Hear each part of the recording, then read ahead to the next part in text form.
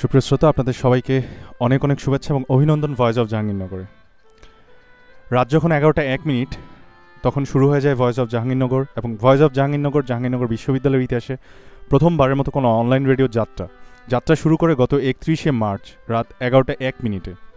তারই ধারাবাহিকতায় আজকে আমাদের ১৩তম দিন, এবং আমরা প্রতিদিনই চেষ্টা করে আসছি জাহাঙ্গীরনগর বিশ্ববিদ্যালয়ের আইকনগুলোকে ধরে আনতে, জাহাঙ্গীরনগর বিশ্ববিদ্যালয়ের আইকনগুলোকে আমাদের স্টুডিওতে আনবার এবং তাদের কথাগুলো আপনাদের জানাবার।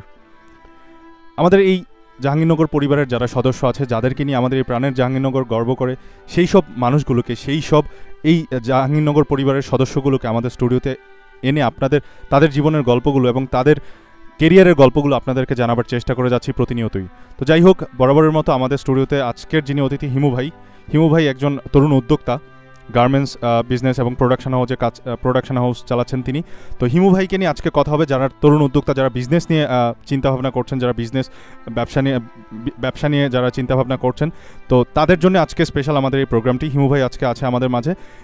আমি হিমু ভাইয়ের কাছে এখন চলে যাব। হিমু ভাই, কেমন আছেন আপনি? আলহামদুলিল্লাহ, আমি অনেক ভালো আছি। আলহামদুলিল্লাহ, অনেক ভালো আছি আমি।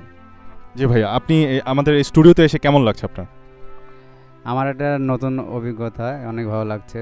নতুন একটা অনলাইন স্টুডিও করার জন্য আমি এক্সপেক্ট করিনি যে আমাকে ডাকা হবে কখনো। আমার অনেক ভালো লাগছে আজকে এখানে এসে। আপনাকে অসংখ্য ধন্যবাদ আপনার মূল্যবান সময় আমাদের একটু দেওয়ার জন্যে। আজকে আমাদের স্টুডিওতে আছে হিমু ভাই, এবং হিমু ভাইকে নিয়ে অনেক আড্ডা হবে, অনেক কথা হবে, তার কেরিয়ারের গল্পগুলো আমরা শুনবো। তো আপনি চাইলে আমাদেরকে আপনাদের মতামতগুলো জানাতে পারেন। আপনাদের মতামতগুলো জানানোর যে মাধ্যমগুলো, আমাদের ফেসবুক পেজটি হচ্ছে www.facebook.com/voiceofjahangirnagar, অথবা চাইলে আপনি ইমেলের মাধ্যমে আমাদেরকে জানাতে পারেন। আমাদের ইমেল অ্যাড্রেসটি হচ্ছে voiceofjahangirnagar@gmail.com, অথবা আপনি চাইলে আমাদের লাইভ চ্যাট অপশন খোলা আছে, সেখানে আপনি চাইলে আপনার মতামতগুলো জানাতে পারেন। তো যাই হোক, হিমু ভাইয়ের কাছে চলে যাব আজকে সরাসরি। হিমু ভাই, আপনি তো একজন তরুণ উদ্যোক্তা। আমরা জানি আজকে যখন আমরা ফেসবুকে পোস্ট দিচ্ছিলাম, আপনার শুরু মানে জীবনের প্রথম যে গল্পটা ছিল, বা আপনার আজকে যখন আমরা কথা বলি আপনার সাথে, আপনার একটা কথা ছিল আপনার মায়ের কথাগুলো, যে আপনি কোচিংয়ে ভর্তির সময় যে মায়ের জিনিস বিক্রি করে সেই টাকা আজকে এখনও শোধ করতে পারেননি, বা সেই কথাটি আপনার মনে নেই যে মায়ের জিনিসটা ফেরত দিতে হবে। এই নিয়ে একটু বলে আজকে আমরা প্রোগ্রামটা শুরু করতে চাচ্ছি। আচ্ছা, আমি 2005 সালে এসএসসি শেষ করার পরে 2008 সালে আমার শেষ করেছিলাম ইন্টার এইচএসসি এক্সাম। তারপরে রাজশাহী কোচিংয়ে ভর্তি হয়েছিলাম ওমেগাতে। তো ওমেগাতে ভর্তি যখন হই, তখন সচরাচর আমি গরিব পরিবারের সেটা একটু ছেলে। ওই মুহূর্তে মানে বাসা থেকে টাকা দেওয়ার মতো কোনো অ্যাবিলিটি ছিল না, যার কারণে আম্মা নিজের কানের দোলটা বেছে দিয়েছিলেন। তো অনেক দিন পর সেদিন আমার মনে হয়েছিল যে হ্যাঁ, আমি আমার কানের দোল বেছে আমি কোচিংয়ে ভর্তি হয়েছিলাম, আমার সেটা ফেরত দেওয়া হয়নি। তা আমার ইচ্ছা ছিল যে আমি ইঞ্জিনিয়ারিং পড়াশোনা করবো, সেজন্য আমি ওমেগাতে ভর্তি হয়েছিলাম। তো সেই সময়তে ভালো রেজাল্ট, কোচিংয়ে যখন ভর্তি হয়েছিলাম প্রথম সময়গুলোতে, প্রথম মাসে আমি প্লাটিনাম ব্যাচে চলে গিয়েছিলাম, কিন্তু আমি আর রেজাল্ট খারাপ হয়ে যায়নি, পরবর্তী আর ইঞ্জিনিয়ার হওয়া হয়নি, আর আমার ওই বিষয়গুলো মনেও নাই। পরে হঠাৎ করে নিজে যখন ইনকাম করতে শুরু করলাম, তখন মনে হলো যে আমি আমার মার কানের দুলটা ফেরত দিতে পারিনি এখনও, যেটা আমার দেওয়া উচিত এখন অন্তত। জি ভাই, আসলে খুবই কি বলবো আর, যে একজন মা, একজন সন্তান যখন অভাবের তাড়নায় কোচিংয়ে ভর্তি হতে পারে না, ঠিক ওই মুহূর্তে মা তার কানের দুল বিক্রি করে তার সন্তানকে ভর্তি করায় কোচিংয়ে। সন্তানকে ইঞ্জিনিয়ার বানাবে, এটাই মায়ের ইচ্ছে। কিন্তু ইঞ্জিনিয়ার হয়ে ওঠা হয়নি ঠিকই, কিন্তু সে আজ জাহাঙ্গীরনগর বিশ্ববিদ্যালয়ের স্টুডেন্ট, এবং এই জাহাঙ্গীরনগর পরিবারের সদস্য এখন সে। হয়তো ইঞ্জিনিয়ার হতে পারেনি, কিন্তু সে একজন সফল ব্যবসায়ী এই মুহূর্তে, তরুণ উদ্যোক্তা। তো তার কাছে সরাসরি আমরা চলে যাব, এবং হিমু ভাইয়ের কাছ থেকে আজকে আমরা উদ্যোক্তা নিয়ে কথা শুনবো, তার ব্যবসা নিয়ে কথা শুনবো, এবং তার কাছ থেকে আপনারা যদি কিছু জানতে চান, আপনারা আমাদেরকে অবশ্যই জানাতে ভুলবেন না। আমাদের জানানোর যে মাধ্যমগুলো, আমাদের ফেসবুক পেজ, আমাদের লাইভ চ্যাট অপশন খোলা আছে, সেখানে আপনি চাইলে আপনার মতামতগুলো জানাতে পারেন। হিমু ভাই, আপনার যেটা জানতে চাই যে উদ্যোক্তা হওয়ার ইচ্ছাটা আসলে কবে থেকে বা কিভাবে, আপনি এই ব্যবসায় আসার শুরুটা কিভাবে, এই গার্মেন্টস বিজনেস কিংবা আপনি যে প্রোডাকশন হাউসের যে ব্যবসার কথা বলছিলেন, তো ওই জায়গাগুলোতে আসার শুরুটা কিভাবে, শুরুর গল্পটা একটু বলবেন। আমি এর আগে সারা গ্রুপ বিডিতে প্রায় 1.5 বছরের মতো অ্যাসিস্ট্যান্সি করেছিলাম। সেটা আমাদের এলাকার একটা বড় ভাই আবু হেনা মোস্তফা কামাল হেলাল, তিনি তখন জাতীয় পার্টির একজন সদস্য ছিলেন। তো আমি তার সাথে পরিচয় হওয়ার পর থেকে আমি তার সারা গ্রুপে বেশ কিছুদিন, বলতে গেলে প্রায় 1.5 বছরের তার সাথে থেকে অনেক কিছু শিখেছিলাম। সেখান থেকে শেখা বলতে আমি মানুষ কোথায় ঠকে, কোথায় কীভাবে ধরা খায়, এই বিষয়গুলো শিখতে পেরেছিলাম। তাছাড়া কোনো প্রফিট হয়নি। তো ওই পারপাস তখন থেকেই আমার ইচ্ছা ছিল যে হ্যাঁ, আমি নিজে তো একটা কিছু করতে পারি। সেই পারপাসে আমি চেষ্টা করেছিলাম যে তখন থেকে আমার প্ল্যানিং ছিল যে সেখানে একটা ফ্যাশন হাউসের নাম ছিল শ্রেয়া ফ্যাশন হাউসে। আমি সে পারপাসে অনেক জায়গায় ঘুরেছিলাম কাজ করার জন্য। তো তখন আমি আমার মেনলি ফ্যাশন হাউসের প্ল্যানিংটা হচ্ছে 2014 থেকে, কিন্তু আমি শুরু করেছি 16 সালে, যখন আমার ভিজিটিং কার্ডেও লেখা আছে সিন্স 2016। তো আমার শুরুটা হচ্ছে 2016 থেকেই ফ্যাশন হাউসের। জি, আপনি 2016 সাল থেকে একজন, আমাদের এই বড় ভাই 2016 সাল থেকে তিনি গার্মেন্টস ব্যবসার সাথে জড়িত এবং আজকে তিনি একজন সফল ব্যবসায়ী। তার প্রোডাকশন হাউসের বিজনেস আছে। প্রোডাকশন হাউস বলতে যেটা বোঝাচ্ছি সেটা হচ্ছে মিডিয়া প্রোডাকশন, যেখানে আমরা নাটক কিংবা চলচ্চিত্র যেখানে যে প্রোডাকশন হাউসগুলোতে তৈরি করা হয়, সেই প্রোডাকশন হাউসে তিনি ইনভেস্ট করছেন এবং তিনি তার নিজেরও বাইং হাউস খোলার একটি স্বপ্ন আছে এবং অন দ্য ওয়ে সেই চেষ্টায় আছে এই মুহূর্তে, এবং তার একটি অনলাইন শপও আছে আমরা জানি। তো সব মিলিয়ে তিনি এই মুহূর্তে সেই অজপাড়া গায়ের একটি ছেলে জাহাঙ্গীরনগর বিশ্ববিদ্যালয়ে যখন ভর্তি হয়, ঠিক তারপর থেকে তার মায়ের সেই ইচ্ছে, তার মায়ের সেই কানের দুল বিক্রি করার সেই প্রেরণা তাকে সব সময়ই তাকে দোলা দিয়ে গেছে। তো আজকে সেই হিমুভাই আছে আমাদের মাঝে এবং হিমুভাই তার কথাগুলো বলছে। তো হিমুভাই আপনার পরের কথা যেটা জানতে চাই সেটা হচ্ছে যে যারা এই ধরনের গার্মেন্টস বিজনেসে আসতে চায় বা অন্যান্য সেক্টর বা এই গার্মেন্টস সেক্টরের মধ্যে পার্থক্যটা কি, বিজনেসের ক্ষেত্রে পার্থক্যটা কী ধরনের পার্থক্য যারা এই তরুণ বয়সে যারা আসতে চায়? কারণ আমরা জানি যে গার্মেন্টসে যদি কেউ জব বা গার্মেন্টস বিজনেসটা যদি শুরু করতে যায়, সেখানে অনেক বড় একটা ইনভেস্টের প্রয়োজন হয়, অনেক বড় ইনভেস্ট অথবা অনেক স্কিল থাকতে হয়। তো এই ব্যাপারটাকে আপনি কিভাবে দেখবেন, যে অন্যান্য ব্যবসা এবং গার্মেন্টস ব্যবসা এই দুইটার মধ্যে পার্থক্যটা কিভাবে আপনি দেখবেন? পার্থক্যটা হচ্ছে এখানে আমরা চাইলেই গার্মেন্টস ব্যবসা এখানে বিভিন্ন দিক দিয়ে হতে পারে। কেউ হয়তো একটা ফ্যাক্টরি দিয়ে শুরু করতে পারে, আবার অনেকেই অল্প পুঁজি দিয়ে কিছু প্রোডাক্ট বানাইলো বা তৈরি করতেছে বা কোথাও থেকে কিনে নিয়ে এসে শুরু করতে পারে। বিভিন্ন বিষয়টা ভিন্নভাবে আমরা দেখতে পারি।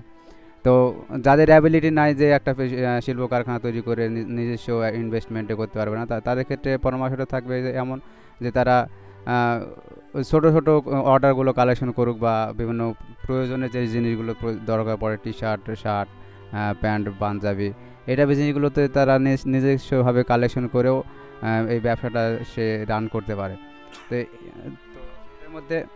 এটার মধ্যে পার্থক্য হচ্ছে যে বড় ইনভেস্টমেন্ট লাগবে এমন না, ছোট ইনভেস্টমেন্ট থেকেও শুরু করা যায়। আমি আমার দিক থেকে যখন বলবো যে আমার কোনো ইনভেস্টই এখানে ছিল না, কারণ আমার ফ্যামিলি সাপোর্ট আমি কখনোই এই বিষয়টার জন্য পাইনি বা নিওনি। আমি জাস্ট একটা বড় ভাইয়ের কাছ থেকে ধার নিয়েছিলাম কিছু টাকা, যে টাকাটা পরে ব্যাক দিয়েছিলাম। তো ওই জিনিসটা বলতে গেলে আমার পুঁজি খুব অল্প, সামান্য কিছু টাকা, আর খুব বেশি টাকা আমার ইয়েতে ছিল না শুরু করার সময়টাতে। আচ্ছা হিমু ভাই, আপনি একটা জিনিস, সেটা হচ্ছে যে আমরা যারা বিশ্ববিদ্যালয়ে পড়ি, অন্তত তাদের ব্যাপারে তারা যখন বাড়িতে যায় কিংবা এলাকায় যায়, তখন কিন্তু তাদেরকে সবাই একটা কমন জিনিস ভাবে যে তারা চাকরি বাকরি করবে, পুলিশ হবে, ক্যাডার হবে, ব্যাংকে চাকরি করবে বা বড় বড় চাকরি করবে। এটা হচ্ছে স্বাভাবিকভাবে এলাকার লোকজনের একটা আশা বা চাওয়া।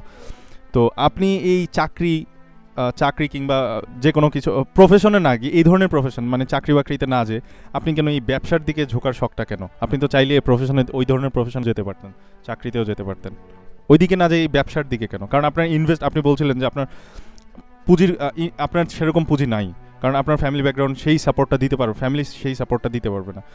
তো আপনি চাকরি বাদ দিয়ে কেন এই ব্যবসার দিকে ঝুঁকলেন? আচ্ছা, এই প্রশ্ন যখন আসবে তখন আমি বলবো যে চাকরি আমার আমার হচ্ছে মামা, বেশ কয়েকটা মামা হচ্ছে বিশেষ ক্যাডার, এবং ফ্রেন্ড সার্কেলের মধ্যে যারা আছে ভালো ভালো পজিশনে অনেকে আছে, ইঞ্জিনিয়ার হয়েছে বা ডাক্তার হয়েছে বা ভালো কোথাও গেছে। আমার ক্ষেত্রে ছিল যে আমি যেটা করবো স্পেশাল হতে হবে। আর আমার মেইনলি টার্গেট ছিল যে ছোটো মামার সাথে আমার একটা ক্লাস ছিল, সে পারপাস নিয়ে আমি নিজের কাছে চ্যালেঞ্জ করেছিলাম যে আমি যেটা করব সেটা পুরো শুধু আমার এলাকা না, পুরো রাজশাহী বিভাগের মধ্যে যেন স্পেশাল কিছু হয় সেই পারপাস নিয়ে আমি ব্যবসাকেই বেছে নিয়েছিলাম, ব্যবসা বা মিডিয়া যে কোনো একটা। পরে দেখলাম যে মিডিয়ার চাইতে ব্যবসাটা অনেক গুরুত্বপূর্ণ, এবং সেক্ষেত্রে খুব দ্রুত আমি আমার কেরিয়ারে এগিয়ে নিতে পারবো। সেই পারপাস নিয়ে আমি হচ্ছে ব্যবসার দিকে ঝুঁকে গিয়েছি মেনলি। আচ্ছা ভাই, এখন আমরা আরেকটা জিনিস আমি একটু জানতে চাই, সেটা হচ্ছে যে আপনার বিজনেসগুলো সম্পর্কে একটু জানতে চাই। যে আপনি গার্মেন্টসের ব্যাপারটা যেটা বলছিলেন সেই ব্যবসাটা সম্পর্কে একটু জানতে চাই। আরেকটা হচ্ছে আপনি প্রোডাকশন হাউসে যে ব্যবসাটা বলছিলেন সেটা নিয়ে একটু যদি বলবেন আর কি। গার্মেন্টস ব্যবসার মধ্যে আমার এখন মেইনলি প্রোডাক্ট তৈরি হচ্ছে T shirt, polo shirt, Panjabi collection আসতেছে, আর আসতেছে আমার জিন্স প্যান্ট।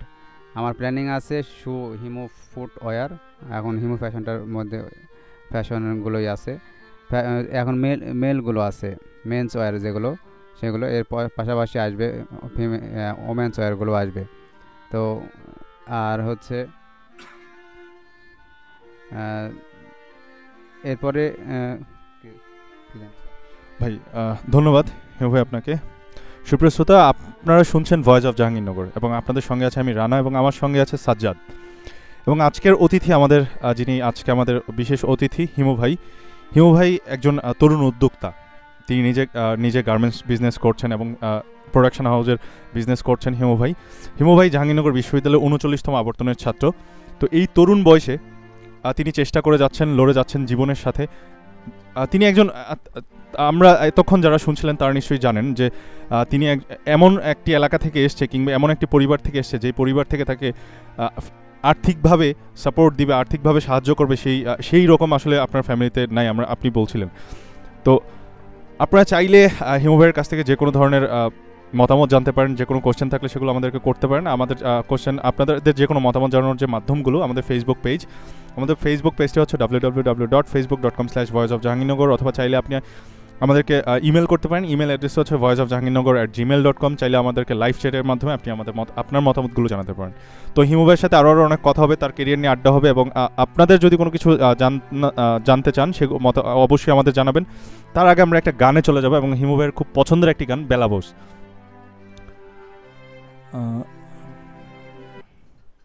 শুনতে থাকুন বেলাবোস, হিমু ভাইয়ের পছন্দের একটি গান।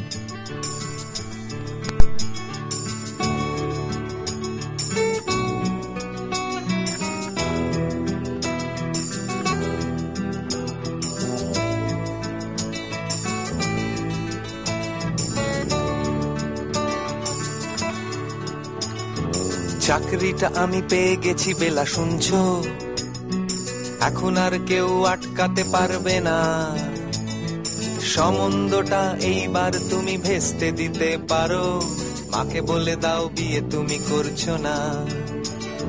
চাকরিটা আমি পেয়ে গেছি বেলা, শুনছো?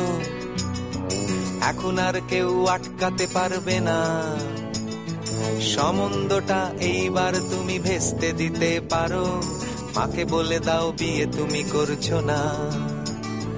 চাকরিটা আমি পেয়ে গেছি বেলা, সত্যি আর মাত্র কয়েকটা মাস ব্যাস, স্টার্টিং এই ওরা 1100 দেবে, 3 মাস পরে কনফার্ম। চুপ করে কেন বেলা কিছু বলছো না? এটা কি 2441139? বেলা বোস তুমি পারছো কি শুনতে? 10-12 বার রং নাম্বার পেরিয়ে তোমাকে পেয়েছি, দেব না কিছুতেই আর হারাতে। হ্যালো 2441139, দিন না ডেকে বেলাকে একটি বার, মিটারে যাচ্ছে বেড়ে এই পাবলিক টেলিফোনের, জরুরি খুব জরুরি দরকার।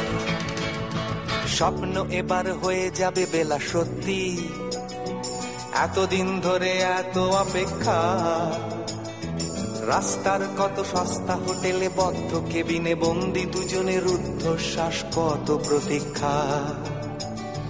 স্বপ্ন এবার হয়ে যাবে বেলা সত্যি, এতদিন ধরে এত অপেক্ষা।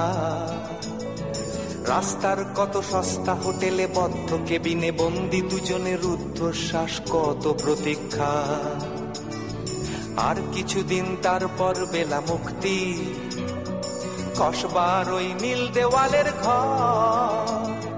সাদা কালো এই জঞ্জালে ভরা মিথ্যে কথার শহরে তোমার আমার লাল নীল সংসার। এটা কি 2441139? বেলা বস তুমি পারছো কি শুনতে? 10-12 বার রং নাম্বার পেরিয়ে তোমাকে পেয়েছি, দেব না কিছুতেই আর হারাতে। হ্যালো 2441139, দিন না ডেকে বেলাকে একটিবার। মিটার যাচ্ছে বেড়ে এই পাবলিক টেলিফোনের, জরুরি খুব জরুরি দরকার।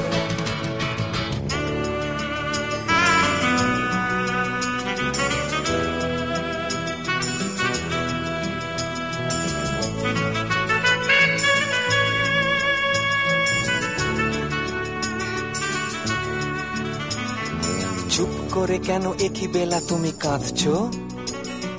চাকরিটা আমি পেয়ে গেছি সত্যি, কান্নাকাটির হল্লাহাটির সময় গেছে পেরিয়ে।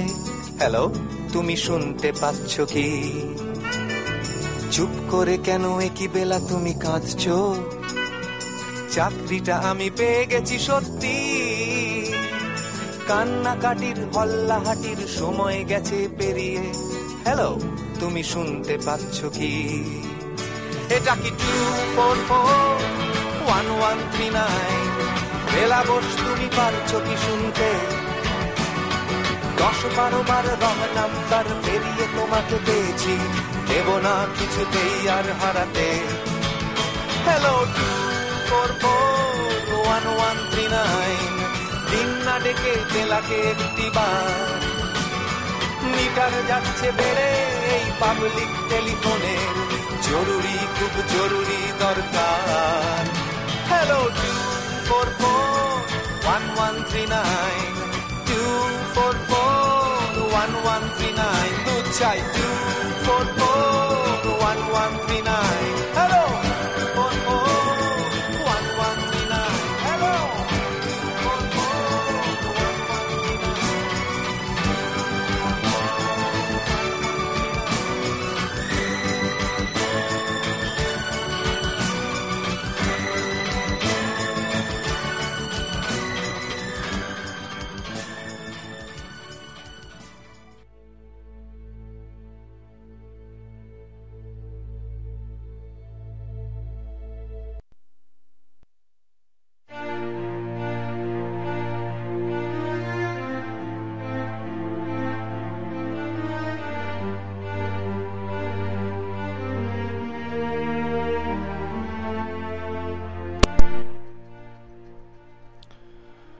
সুপ্রিয় শ্রোতা, শুনছেন ভয়েস অফ জাহাঙ্গীরনগর এবং আপনাদের সঙ্গে আছে আমি রানা এবং আমার সঙ্গে আছে সাজ্জাদ।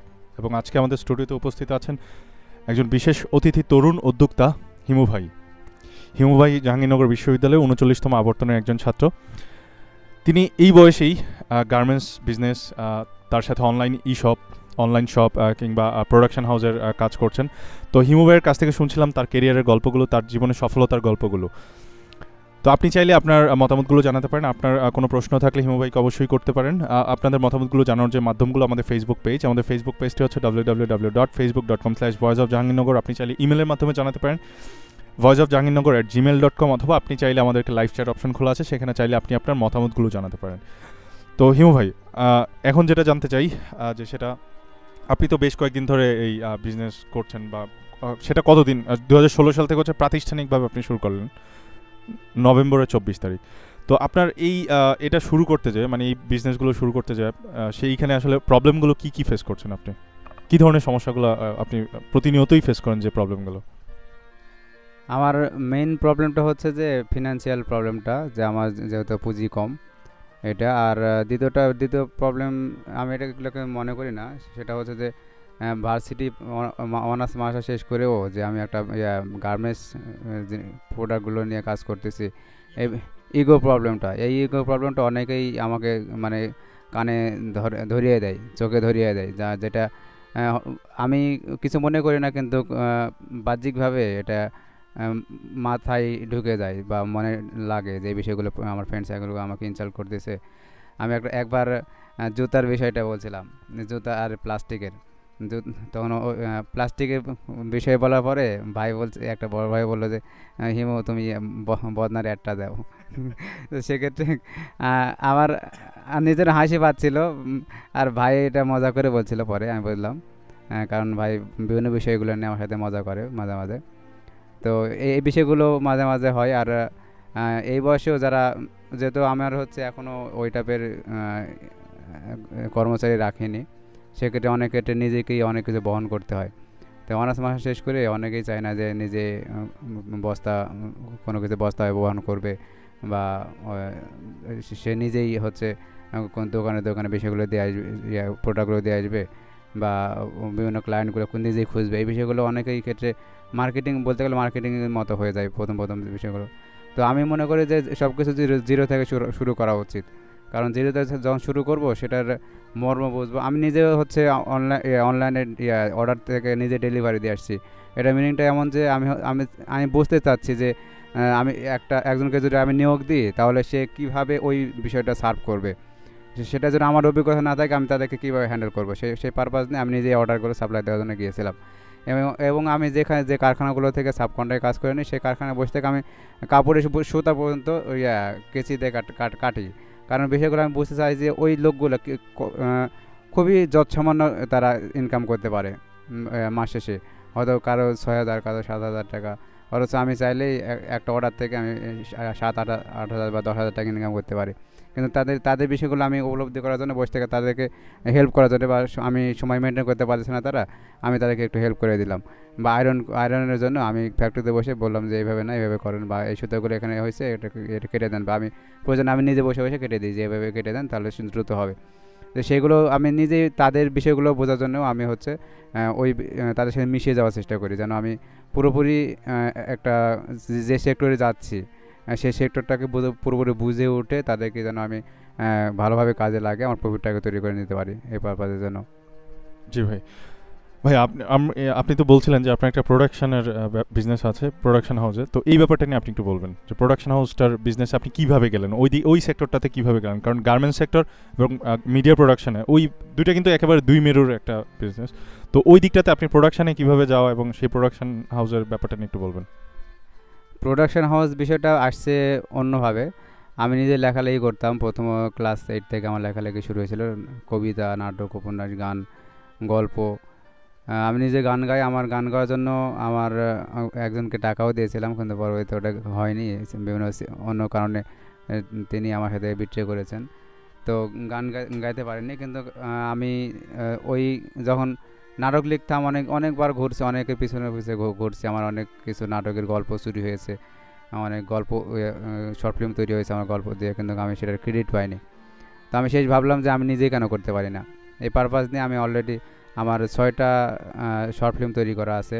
প্রাণায়াম প্রেজেন্টস নামে একটা অনলাইন ইউটিউব চ্যানেল আছে, ওই চ্যানেলে সবগুলো দেওয়া আছে, তো ওখানে চাইলে দেখতে পারবেন। আর আমার ওই পারপাস থেকে আমি চাচ্ছিলাম যে আমি যেতে গেলে পারতেছি আমি নিজে ডিরেকশন দেব। তো ওই ডিরেকশনের হিসেবেই 2015 সালে জানুয়ারিতে আমি ফেব্রুয়ারি 1 তারিখ থেকে আমি হচ্ছে অফিস নিয়েছিলাম কল্যাণপুরে।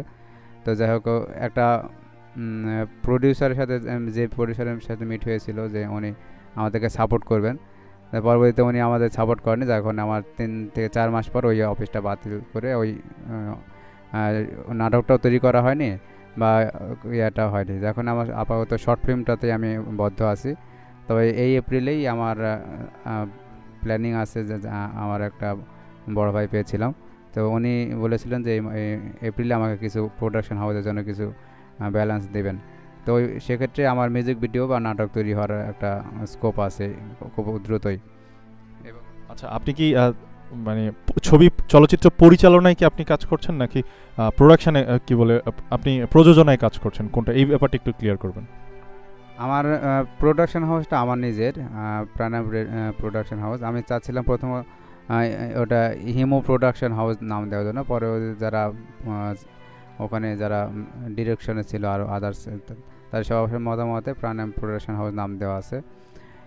এখানে মেইনলি হচ্ছে আমি ওগুলো প্রযোজনা সহ ডিরেকশন, লেখা সব কিছুই আমার ছিল, বা আমি নিজেই এডিট করে ওই জিনিসগুলো তৈরি করেছিলাম। কিন্তু এর পরবর্তীতে আমি দেখলাম যে শুধু একা করলে একটা সার্কেল তৈরি হয় না, একটা সার্কেল তৈরি করে নিতে গেলে অনেক দক্ষ বা অনেক দিকে যেদিকে দক্ষ তাদেরকে নিতে হবে।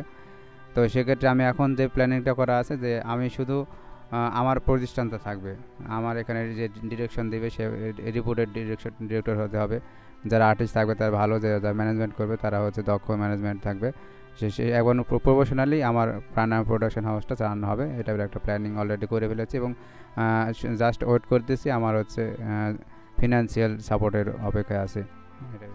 ফিনান্সিয়াল সাপোর্টটা ব্যাপারে আপনি একটু বলবেন যে একটা আমরা যেসব এই যে প্রতি নাটক যেগুলো দেখি আমরা প্রতিনিয়তই, যেসব নাটক মুভি দেখছি বা যেসব চলচ্চিত্রগুলো আমরা দেখি, তো ওইগুলোতে কেমন পরিমাণে বাজেট প্রয়োজন হয়? ওই সব নাটক, শর্ট ফিল্ম যেগুলো তৈরি হয়, স্বল্পদৈর্ঘ্য চলচ্চিত্র কিংবা পূর্ণদৈর্ঘ্য চলচ্চিত্র, এবং যেসব নাটক আমরা প্রতিনিয়তই দেখি, ওইগুলোতে আসলে বাজেটটা কেমন প্রয়োজন হয়?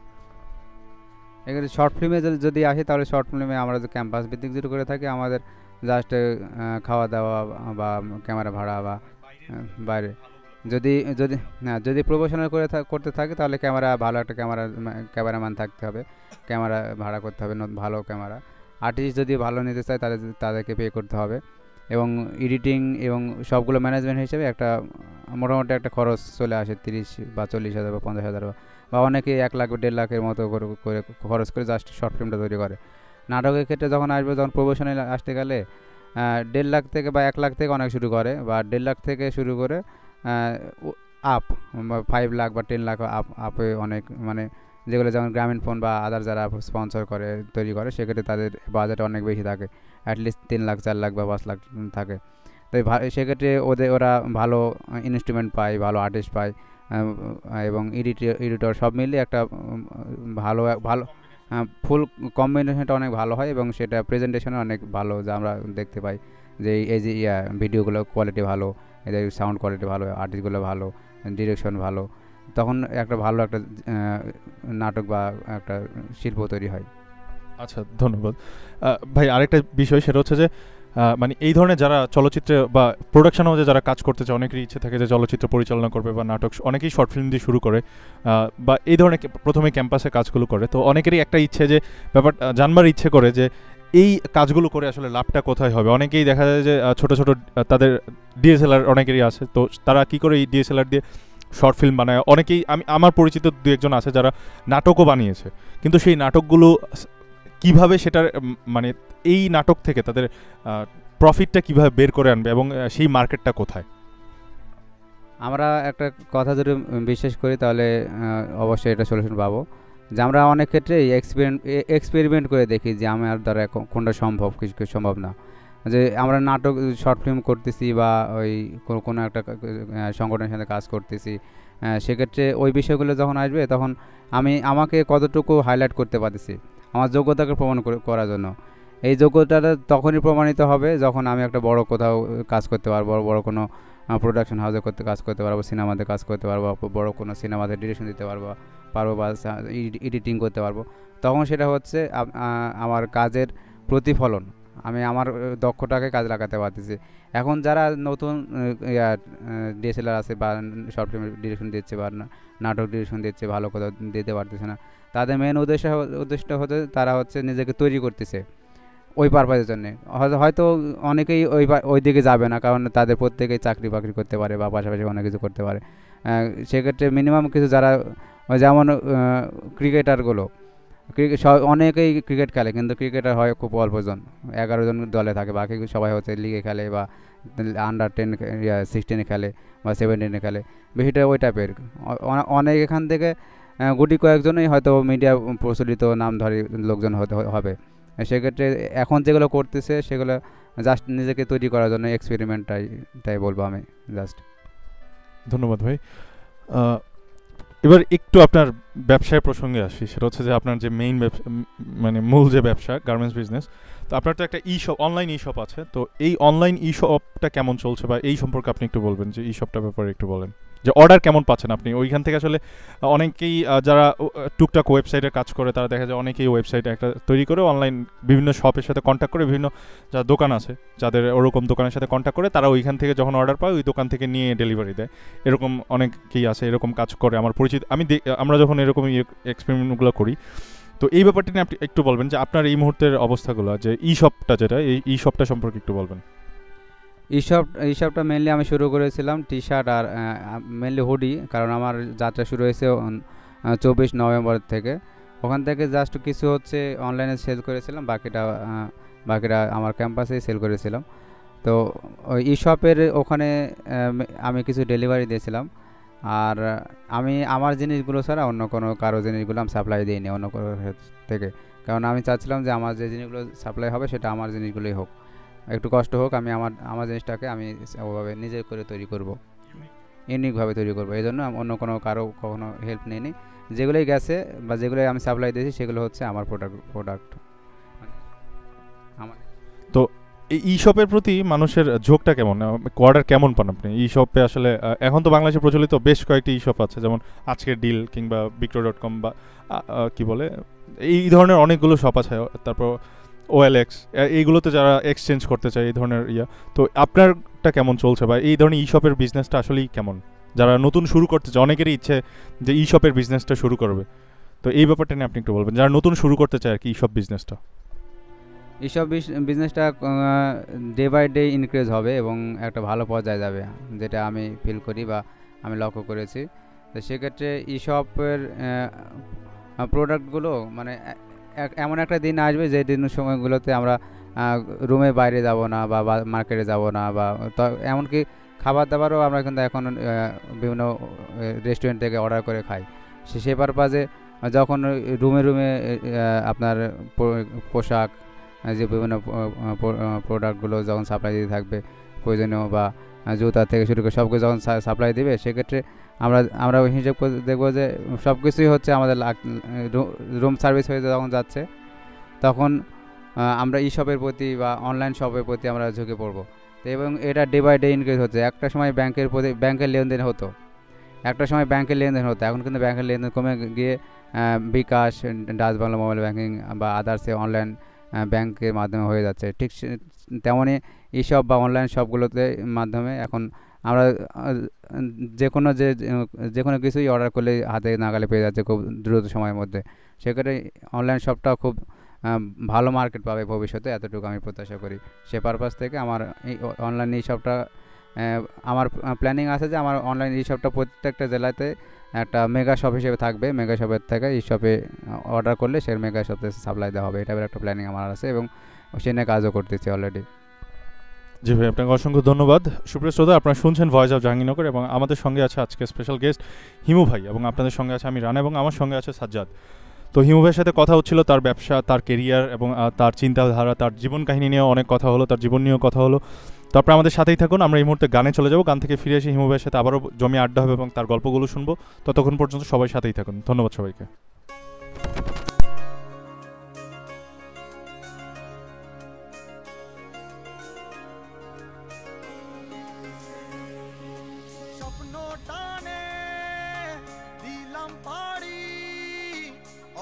পথে আপন ছাড়ি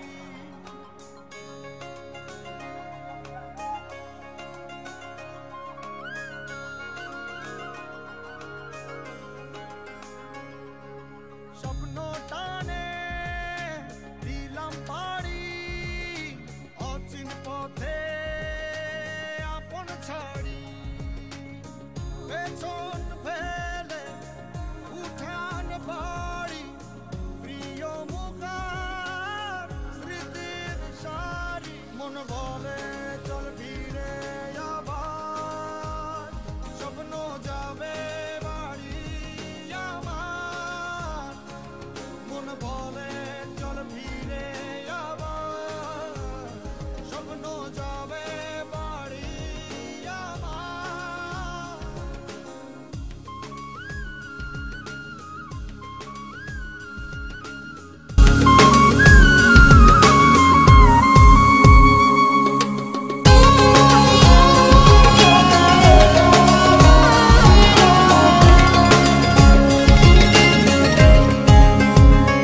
আসছে সেদিন বছর ঘুরে দিচ্ছে রে ডাক আপন সুরে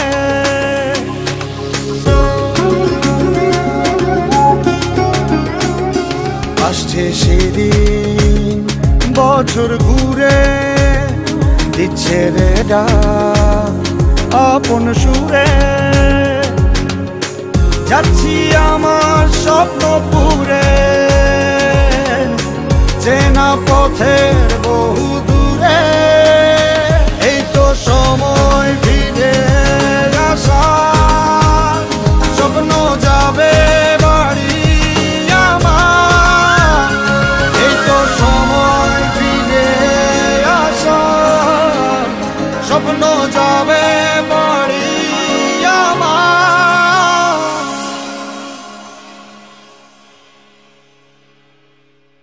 এই তো সময় ফিরে আসা স্বপ্ন যাবে বাড়ি আমার এই তো সময় ফিরে আসা স্বপ্ন যাবে বাড়ি আমার স্বপ্ন যাবে বাড়ি আমার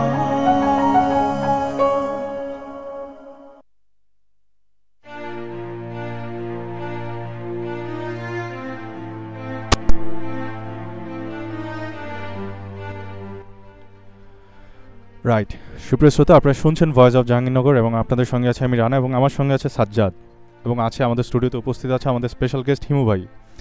হিমু ভাই একজন তরুণ উদ্যোক্তা, তিনি গার্মেন্টস বিজনেস কিংবা প্রোডাকশন হাউসের ব্যবসার সাথে জড়িত এবং তার গল্পগুলো আজকে শুনছিলাম, তার জীবনের গল্পগুলো শুনছিলাম, তার এই ব্যবসায় আসার কথাগুলো শুনছিলাম এবং তার ব্যবসায় চিন্তাধারাগুলো একটু শুনছিলাম। তো ভাই এখন যে ব্যাপারটা একটু জানতে চাই, কারণ আমরা তো বিশ্ববিদ্যালয়ে আমরা যেহেতু মোস্ট অফ দ্য স্টুডেন্ট হলে থাকে, কিন্তু আমাদের তো যারা হলে থাকে তাদের ক্ষেত্রে আপনি কেরিয়ার এই ধরনের বিজনেস কেরিয়ারটা, কারণ অনেকেই দেখা যায় যে অনেকের একটা কমন কথা যে চাকরি বাকরি আমাকে দিয়ে হবে না, আমি ব্যবসা করব, কিন্তু এই ব্যবসা করার ক্ষেত্রে কখন থেকে শুরু করা বা কিভাবে সেটা শুরু করবে এই ব্যাপারটা নিয়ে আপনি একটু বলবেন।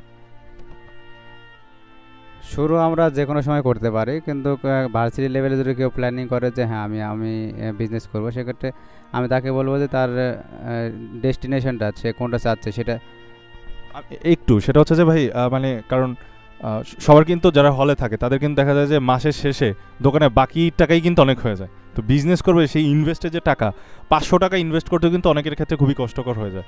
তো সেই ক্ষেত্রে তাদের কিন্তু এক কথায় জিরো ইনভেস্ট, 1-2 হাজার টাকা ইনভেস্ট হইতে পারে না। তো ওই জিরো ইনভেস্ট নিয়ে যাদের স্বপ্ন ইচ্ছা আছে তারা কিভাবে শুরু করবে?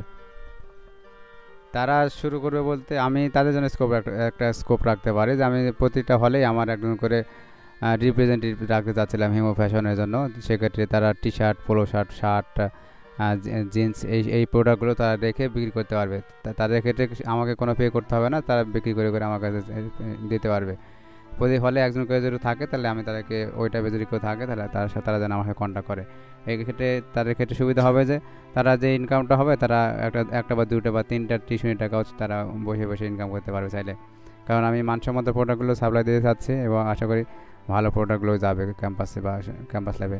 প্রথমত জাহাঙ্গীর ইউনিভার্সিটিতে আমি এটা চালু করেছি, এরপর রাজশাহী ইউনিভার্সিটি, ময়মনসিংহ কৃষি বিশ্ববিদ্যালয়ের কথা হচ্ছে এবং বরিশাল বিভাগেও যতগুলো বিশ্ববিদ্যালয় আছে সবগুলো বিশ্ববিদ্যালয়ের কয়েক সার্কেলের সাথে কথা হচ্ছে, তারা তাদের ক্যাম্পাসে বা আদার্স ওয়েতে তারা আমার প্রোডাক্টগুলো তাদের ক্যাম্পাসে রাখবে। তো তাদের ক্ষেত্রেও আমার একটা সেই হিসাবে তাদের ক্ষেত্রেও একটা বিজনেসের বিষয়গুলো চলে আসে যে তারা একটা সাথে সংযুক্ত থাকতেছে। তো আর যদি কেউ নিজস্বভাবে তৈরি করে তাহলে আমি বলবো যে যেসব প্রোডাক্ট নিয়ে তৈরি করবে কিছু কিছু দোকান বা অফিস বা গোডাউনের সাথে কন্ট্যাক্ট করলে যদি পরিচিত থাকে ওই টাইপের, তারাও তাদেরকে হেল্প করতে পারে যে আপনারা সেল করার পরে আমাকে সেই জিনিসগুলো পে করেন, টাকাটা পে করেন। এটা পেয়ে যদি ওই টাইপের কন্ট্যাক্টের মধ্যে আসতে পারে তাহলে তারা এইভাবে জিরো থেকে শুরু করতে পারবে। জি, হিমু ভাই খুব ভালো একটি অফার দিয়েছে যারা এই মুহূর্তে হলে আছি কিংবা আমরা যারা ব্যবসা করব এই চিন্তা ভাবনা করছি, কিন্তু আমাদের কাছে কোনো সেরকম কি বলে যে মূলধনের অভাব, তারা অবশ্যই হিমু ভাইয়ের সাথে কন্ট্যাক্ট করবে বলে আমি আশা করি, এবং হিমু ভাইও আশা করছে। কারণ হিমু ভাই আমাদেরই বড় ভাই। হিমু ভাই তার জায়গা থেকে যতটুকু সম্ভব হিমু ভাই সহায়তা করার চেষ্টা করবে। তো এই মুহূর্তে একটি কথা আপনাদের জানাতে চাই যে যারা খালি হাতে আত্মরক্ষা প্রশিক্ষণ নিতে চান, তাদের জন্য হচ্ছে জাহাঙ্গীরনগর বিশ্ববিদ্যালয় মার্শাল আর্ট ক্লাব প্রতি শনি সোম মঙ্গলবার নিয়মিত মার্শাল আর্ট প্রশিক্ষণ দেওয়া হয় জিমনেশিয়ামের দোতলায়। তো আপনি চাইলে আজই যোগাযোগ করতে পারেন রূপম 43তম আবর্তন CSE 0175-7237-297, অথবা যোগাযোগ করতে পারেন মাহমুদ ভূগোল 016847277473। তো যাই হোক, আবারও ফিরে যাব হিমু ভাইয়ের কাছে। হিমু ভাই, তো আমরা তো আপনার অনেকগুলো কথা শুনলাম, আপনার এই ব্যবসার প্ল্যান শুনলাম, আপনার যে প্রোডাকশন হাউসের কথাগুলো শুনছিলাম। তো এই যে অনলাইন বিজনেস, যেটা অনলাইনে আপনার যে শপটা, হ্যাঁ, তো শপের যে আপনার কি বলে যে আপনি কি মোটামুটি যেসব ক্যাম্পাস আছে বাংলাদেশে, সেই ক্যাম্পাসগুলোকে বেস করে কি শুরু করবার চেষ্টা করছেন? মানে ওইগুলোই কি মূল টার্গেট কিনা আপনার, যে ক্যাম্পাসে ডেলিভারিটাই সবচেয়ে বেশি? কারণ বাইরে অনেকগুলো শপ আছে, সেই সব শপের সাথে দেখা যায় আপনার কি বলে যে তাদের সাথে মার্কেটে টিকে থাকাটা একটু কষ্টকর। তো সেই কারণে কি আপনি শুধু ক্যাম্পাসগুলোকে বেছে নিচ্ছেন কি? আমি চাচ্ছিলাম যে আমাদের ক্যাম্পাস বেস যে স্টুডেন্টগুলো আছে তাদের দিয়ে শুরু করার জন্য, কারণ তাদেরকে যখন আমি ক্যাপচার করতে পারবো বা আমার ক্লায়েন্ট হিসেবে ধরতে পারবো, আমি অ্যাডের সময় হচ্ছে আমার এইসব ফ্যাশন হাউস হোক আর বা হিমো ফুটওয়্যার হোক, সেই বিষয়গুলো খুব দ্রুতই পাবলিসিটি তৈরি করতে পারবো। এই বিষয়কে কেন্দ্র করে আমার হচ্ছে ক্যাম্পাস ভিত্তিক আমার প্রচারণাটা বেশি চালানোর প্ল্যানিং আছে। এক্ষেত্রে আমার শুধু এটাই না, আমার দেশের বাইরেও প্রোডাক্ট যেহেতু যাচ্ছে, আমার ওয়ার্ল্ড ওয়াইজ প্ল্যানিং। আর দেশের যে প্ল্যানিংটা হচ্ছে যে প্রত্যেকটা জেলা শহরে খুব অল্প সময়ের মধ্যে একটা করে মেগা শপ হবে, আমার হিমো শপ হয়ে থাকবে, যা অনলাইন শপের সাথে সংযুক্ত।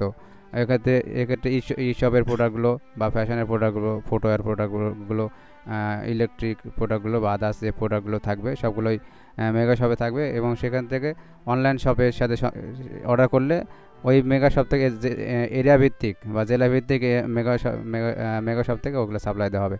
এটা প্ল্যানিং নিয়ে আমার বিজনেস প্ল্যানিংটা গুছিয়ে নিয়েছি, মোটামুটি প্ল্যানিং করে রাখা আছে, এবং ডে বাই ডে ইনক্রিজ হচ্ছে ইনশাল্লাহ। জি, আমরা আশা করব আপনার এই শপ, আপনার এই ব্যবসা অনেক দূর পর্যন্ত এগিয়ে যাবে, এবং বাংলাদেশের প্রত্যেকটি জেলা শহরে আপনার একটি করে শপ থাকবে, সেটাই আমরা আশা করছি, এবং আপনার এই ইচ্ছেগুলো পূরণ হোক বলে আমাদের এই প্ল্যাটফর্মটি থেকে আমরা অবশ্যই চাই। তো ভাই, সেটা হচ্ছে যে আমরা তো আপনি আপনার যে ব্যবসাগুলো, যে শপের ব্যবসা কিংবা আপনাদের প্রোডাকশন হাউসের বিজনেস বা এই গার্মেন্টস বিজনেসের ব্যাপারগুলো, যারা আমাদের এই মুহূর্তে শুনছেন জাহাঙ্গীরনগর বিশ্ববিদ্যালয়ে কিংবা তার সংশ্লিষ্ট যারা আছেন, কিংবা আমাদের জাহাঙ্গীরনগরের বাইরেও যারা আছেন, তারা অনেকেই শুরু করতে চাচ্ছে, শুরুটা কিভাবে করবে। এবং আপনি একটু আগে বলছেন যে যারা একেবারেই জিরো ব্যালেন্স নিয়ে শুরু করতে চায়, তাদের ব্যাপারটা আপনি ক্লিয়ার করছেন। তো যারা হচ্ছে নতুনভাবে শুরু করতে চায়, কোন ধরনের ব্যবসা, সেটা গার্মেন্টস সেক্টর হতে পারে কিংবা আদার সেক্টর হতে পারে, তো কোন ধরনের ব্যবসার দিকটাই খুব বেশি প্রফিটেবল আপনার কাছে মনে হয়, বা যারা নতুন শুরু করবে তাদের ক্ষেত্রে শুরুটা কোন ধরনের ব্যবসা দিয়ে শুরু করা উচিত? কোন ধরনের ব্যবসা দিয়ে শুরু করা উচিত সেটা নিজের কাছে প্রশ্ন করলে অবশ্যই উত্তর পাবে। আমি কিছু পয়েন্ট বলে দেবো, সেটা হচ্ছে আমি কাদের কাছে প্রোডাক্টগুলো পৌঁছাবো, আমার ক্লায়েন্টগুলোকে, এবং কোন প্রোডাক্টগুলো খুব বেশি ইউজেবল। প্রোডাক্টগুলো আমি যদি সাপ্লাই দিই, মানে সময় ব্যবধান লাগবে, কম খরচে তৈরি করতে পারবো, এবং আমার ক্লায়েন্ট পাবো, আমি তৈরি করার পর প্রোডাক্টগুলো পড়ে থাকবে না। এই টাইপের একটা অ্যানালাইসিস মাথা ভেতরে যখন আমরা আনতে পারবো, তখন আমরা একটা সলিউশন পাবো যে আমি কোন প্রোডাক্ট নিয়ে কাজ করলে আমি হচ্ছে বিজনেসটাকে শুরু থেকে ভালোভাবে তৈরি করতে পারবো। এই বিষয়গুলো মাথায় রাখতে হবে। জি, ধন্যবাদ।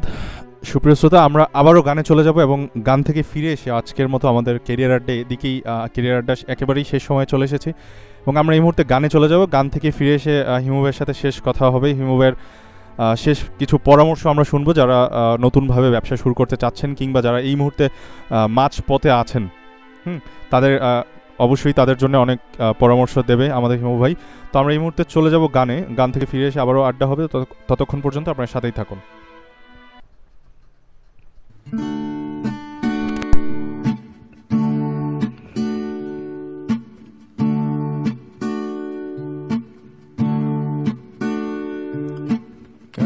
এখন আছো কোথায়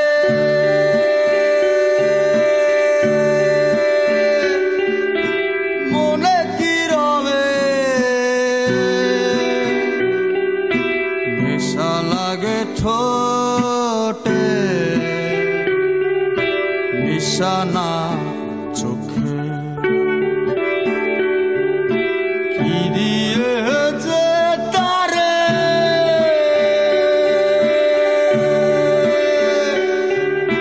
বোঝাও আমায় কোন আকাশে সে ডানা মেলে উড়ে এইভাবে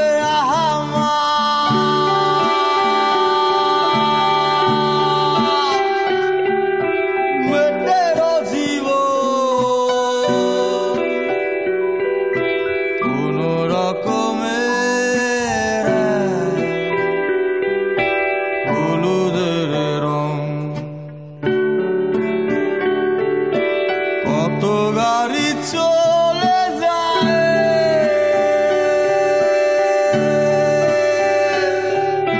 দূরে বাড়ি জানালাতে চোখ মুছে দেবে কি ছাড়তে পারি না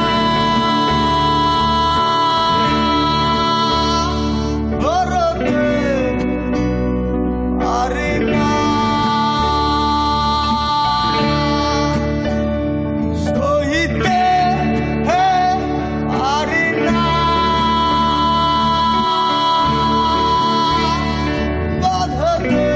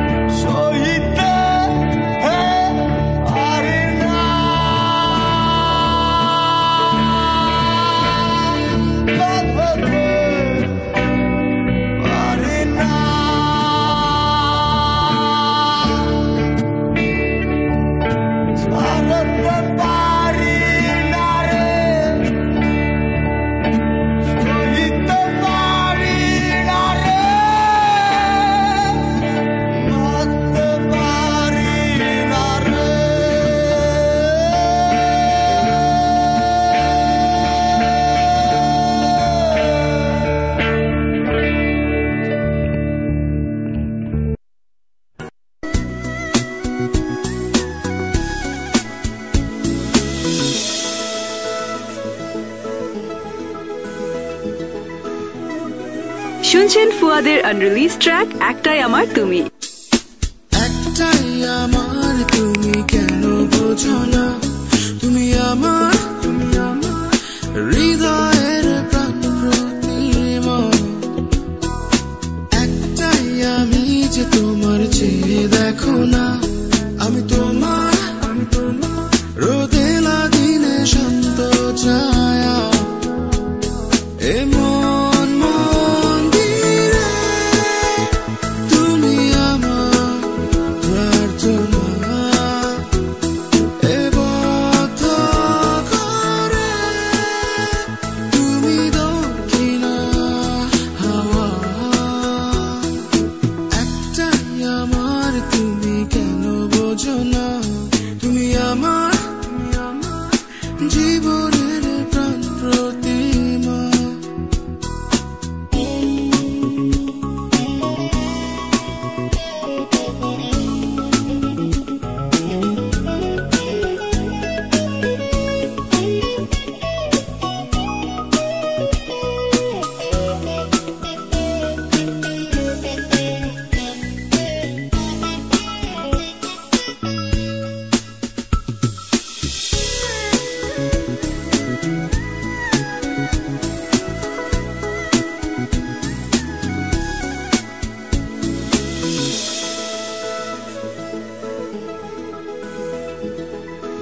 শুনছেন ফুয়াদের আনরিলিজ ট্র্যাক একটাই আমার তুমি, এক্সক্লুসিভলি অন রেডিও ফুর্তি।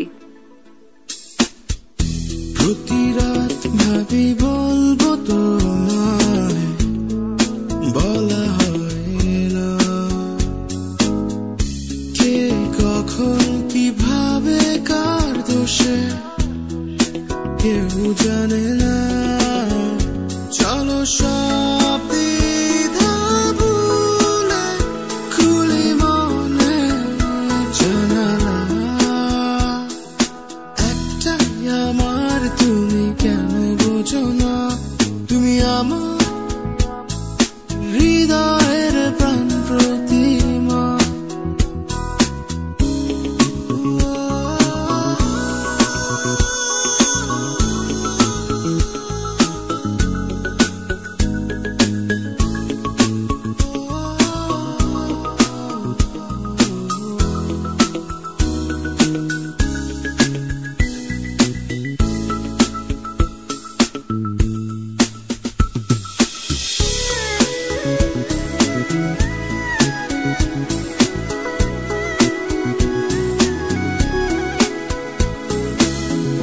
শুনছেন ফুয়াদের আনরিলিজ ট্র্যাক একটাই আমার তুমি, এক্সক্লুসিভলি অন রেডিও ফুর্তি।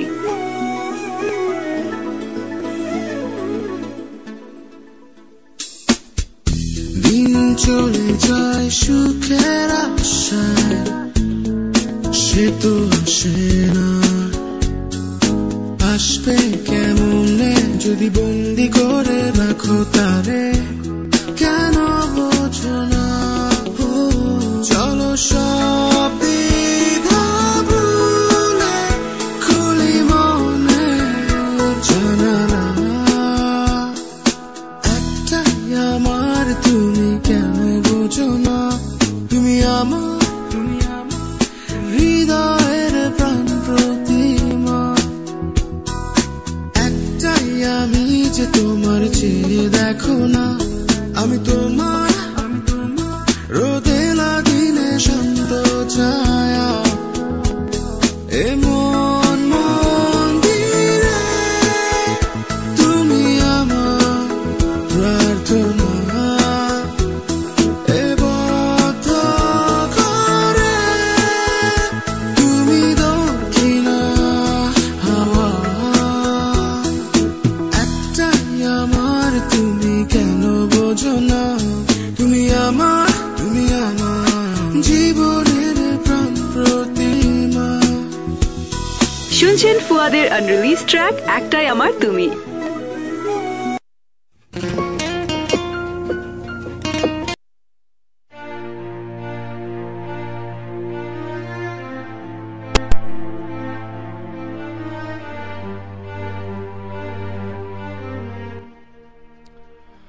সুপ্রিয় শ্রোতা, আপনারা শুনছেন ভয়েস অফ জাহাঙ্গীরনগর এবং আপনার সঙ্গে আছে আমি রানা, আমার সঙ্গে আছে সাজ্জাদ।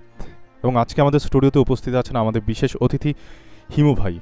হিমু ভাই একজন উদ্যোক্তা, তার কাছ থেকে শুনছিলাম তার গল্পগুলো, তার কাছ থেকে শুনছিলাম তার এই ব্যবসায়িক চিন্তাধারাগুলো, সে কীভাবে এই ব্যবসা শুরু করলো এবং তার ব্যবসায় সফলতা, ব্যর্থতা, সীমাবদ্ধতা, এই কথাগুলো তার মুখ থেকে শুনছিলাম। তো আজকে আমাদের হিমু ভাইকে নিয়ে অনেক কথা হলো, অনেক আড্ডা হলো। হিমু ভাইয়ের কাছে আজকে আমাদের একেবারেই আমরা আজকে আমাদের যে অনুষ্ঠান কেরিয়ার আড্ডার একেবারেই শেষ দিকে চলে এসেছি। তো এই শেষ দিকে এসে হিমু ভাই, আপনি যারা আমাদের এই ক্যাম্পাসের কিংবা ক্যাম্পাসের বাইরে এই মুহূর্তে যারা আমাদের শুনছে, তাদেরকে যারা নতুনভাবে শুরু করতে চায়, হ্যাঁ, তাদের ক্ষেত্রে আপনার পরামর্শটা কী থাকবে এই ব্যাপারে একটু বল। যারা ক্যাম্পাসে বা ক্যাম্পাসের বাইরে নতুন করে শুরু করতে চায় তাদের জন্য আমার পরামর্শ এমন থাকবে যে তারা যেটাই করতে চায় সেটাকে নিজেকে ক্লিয়ার করুক, যে আমি কী চাচ্ছি এই জীবনে বা আমার প্ল্যানিংটা কী। প্ল্যানিং না থাকলে কোনো কিছু এগোনো সম্ভব না, আর প্ল্যানিং থাকলেও যে কোনো যাবে এমন না, সেক্ষেত্রে তার ইচ্ছাশক্তিটা অনেক বেশি জরুরি। যেমন ইচ্ছাশক্তি বা প্রতিকূলতা আসবে, প্রত্যেকটা জিনিসের ক্ষেত্রে প্রতিকূলতা আছে, সেই প্রতিকূলতাকে যদি কেউ মেনে নিতে পারে, সেগুলো যদি ওভারকাম করতে পারে, তবে সে সফল হতে পারবে। তাছাড়া কখনোই সফল হওয়া সম্ভব না।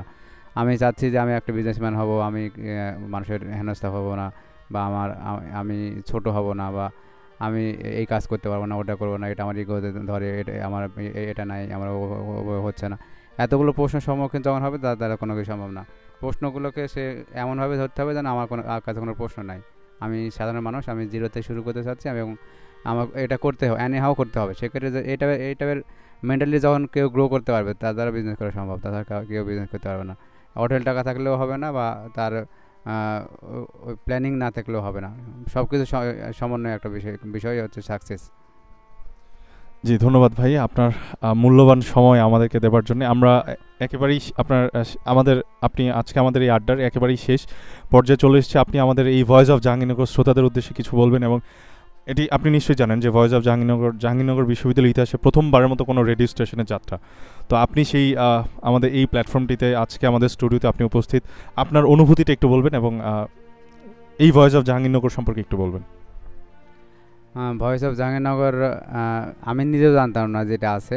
সেক্ষেত্রে সাজ্জাদ প্রথমত আমাকে নক করেছে, ভাই আমাদের ক্যাম্পাস থেকে একজন ক্যারিয়ার আড্ডাতে আপনাকে ইনভাইট করতে চাচ্ছি, বা আপনাকে চাচ্ছিলাম আপনি আপনার মূল্যবান কথা বলবেন।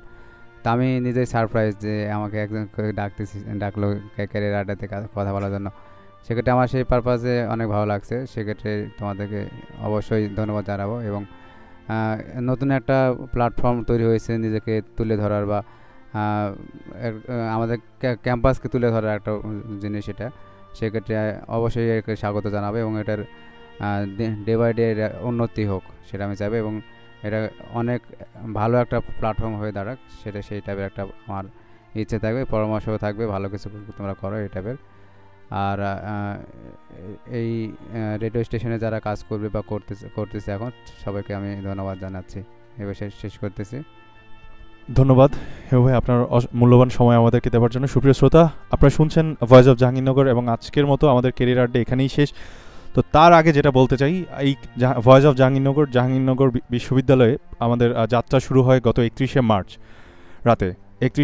রাত 11টা 1 মিনিটে। তারই ধারাবাহিকতায় আজকে এটা আমাদের 10ম এপিসোড, এবং এই এপিসোডে এসে আমাদের মোট শ্রোতার সংখ্যা প্রায় 3700-ও বেশি। এটি আসলে আপনাদের ভালোবাসা, আপনাদের অনুপ্রেরণার আমাদেরকে এই শ্রোতা সংখ্যাটি অনেক বেশি, আমাদের কাছে অনেক বড় পাওয়া। তো আমরা আশা করব আপনারা আমাদের সাথেই থাকবেন, আপনাদের অনুপ্রেরণা আমাদের দেবেন, আপনাদের মূল্যবান মতামতগুলো আমাদের জানাবেন। আপনাদের মতামতগুলো জানানোর যে মাধ্যমগুলো, আমাদের ফেসবুক পেজটি হচ্ছে ভয়েস অফ জাহাঙ্গীরনগর www.facebook.com/voiceofjahangirnagar, অথবা আপনি চাইলে আমাদেরকে ইমেলের মাধ্যমে জানাতে পারেন। আমাদের ইমেল অ্যাড্রেসটি হচ্ছে voiceofjahangirnagar@gmail.com। তো আমরা আজকের মতো আমাদের কেরিয়ার আড্ডা এখানেই শেষ হচ্ছে। আগামীকাল আবারও কোনো নতুন অতিথি নিয়ে আপনাদের সাথে আবারও কেরিয়ার আড্ডা শুরু হবে। ততক্ষণ পর্যন্ত সবাই অনেক অনেক অনেক অনেক ভালো থাকবেন। ভালো থাকুক জাহাঙ্গীরনগর, ভালো থাকুক সবাইকে শুভরাত্রি। ধন্যবাদ সবাইকে।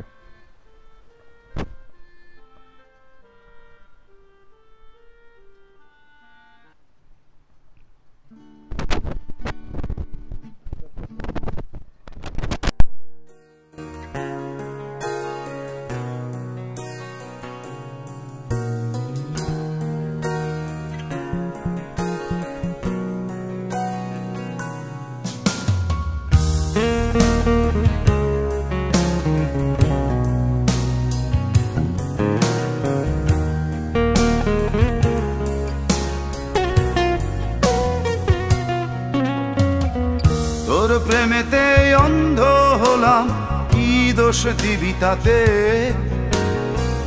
বন্ধু তোরে খুঁজে বেড়ায় সকাল দুপুর রাতে। তোর প্রেমেতে অন্ধ হলাম, কি দোষ দিবি তাতে? বন্ধু তোরে খুঁজে বেড়ায় সকাল দুপুর রাতে। আগুন জেনেও পুরলাম আমি, দিলাম তাতে ছাপ। তোর আমার প্রেমে ছিল রে বন্ধু, ছিল পুরোটাই পাপ। আগুন জেনেও পুরলাম আমি, দিলাম তাতে ছাপ। তোর আমার প্রেমে ছিল রে বন্ধু, ছিল পুরোটাই পাপ। তোর প্রেমেতে অন্ধ হলাম, কি দোষ দিবি তাতে? বন্ধু তোরে খুঁজে বেড়ায় সকাল দুপুর রাতে।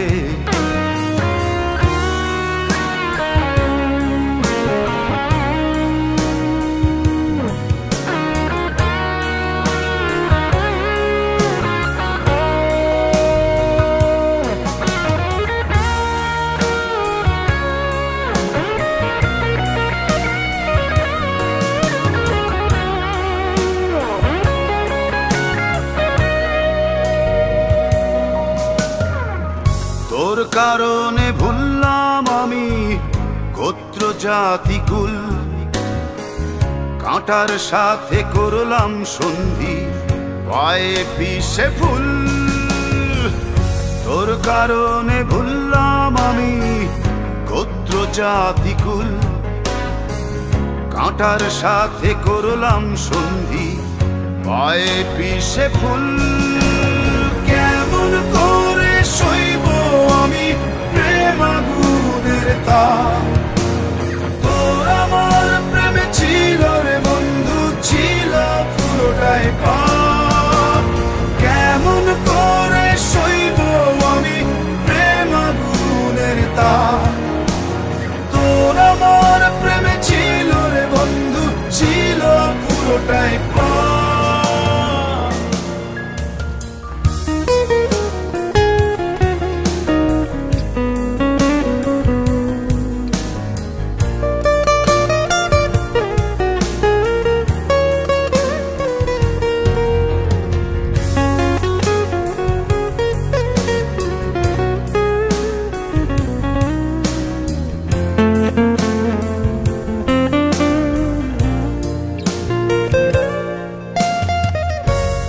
হারানো পথিক হলাম সব হারিয়ে নিঃস্ব। তোর আমার এই প্রেমের কি দাম দেবে বিশ্ব? পথ হারানো পথিক হলাম সব হারিয়ে নিঃস্ব। তোর আমার এই প্রেমের কি দাম দেবে বিশ্ব? প্রেমের নামে কিনলাম আমি নিঠুর অভিশাপ। তোর আমার প্রেমে ছিল রে বন্ধু, ছিল পুরোটাই পাপ। প্রেমের নামে কিনলাম আমি নিঠুর অভিশাপ। তোর আমার প্রেমে ছিল রে বন্ধু, ছিল পুরোটাই পাপ। তোর প্রেমেতে অন্ধ হলাম, কি দোষ দিবি তাতে? বন্ধু তোরে খুঁজে বেড়ায় সকাল দুপুর রাতে।